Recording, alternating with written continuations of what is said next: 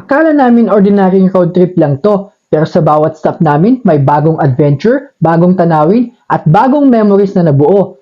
From dams, hidden gems, food trips, hanggang sa isang cabin stay na sulit balikan.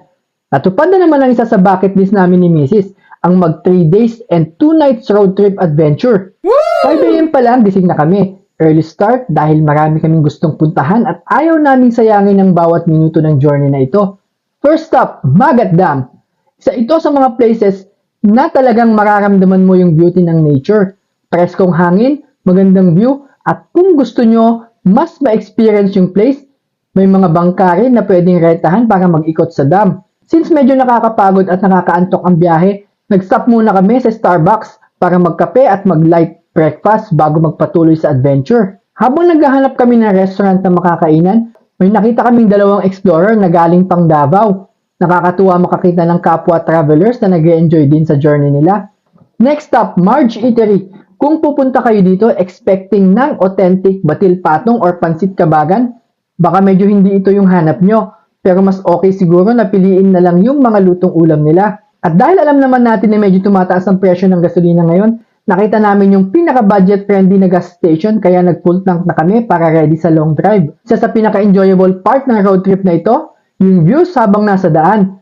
Parang walang katapusang Instagrammable spots, mountains, open roads, at nature views na perfect pang picture. Next stop, lunch muna sa all-time favorite ng mga kids at kids at heart, Mang Inasal. Finally, touchdown, La Casa Prime Cabin. Ito yung naging home namin for 3 days and 2 nights at masasabi namin, sulit talaga. Ang daming activities na pwedeng gawin. From unlimited swimming, sauna, jacuzzi, birdwatching, traditional sungka, cinema experience, live band, traditional drums, swing, hanggang sa relaxing cabin vibes. May special birthday greetings pa para sa birthday celebrant. Plus, s'mores night na perfect pang bonding. Pero ang highlight, yung food experience, especially yung continental breakfast. And may free breakfast na kasama.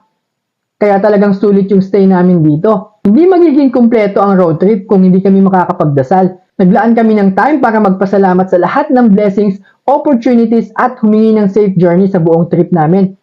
Next stop, Tiagos Filipino-Spanish Cuisine. Isang place na combination ng Filipino flavors at Spanish-inspired dishes. Maganda siyang puntahan kung gusto niyo ng ibang dining experience at relaxing na atmosphere.